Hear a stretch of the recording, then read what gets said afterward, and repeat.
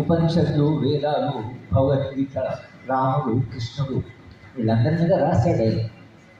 Leaders of Rama and Krishna చివరి దశ 53, 54, ఆయన 55, 56లో చనిపోయే ముందు చాలా రచనలు చేయాలని ఆయనకు ఎన్నో విషయాలు చెప్పాలి.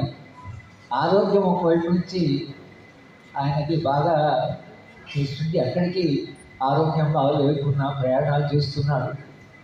ఆ ప్రయాణాల్లో కూడా తాను ఇంకా రాయాలనుకున్న గ్రంథము దాదాపు ఆయన చనిపోవడం 2 రోజుల ముందు కూడా ఆయన ఒక రచన చేసి అది పూర్తి చేయాలి అనేటువంటిది. అంటే తనకు చైతన్యం వచ్చి చనిపోయేదాకా చివరి దాకా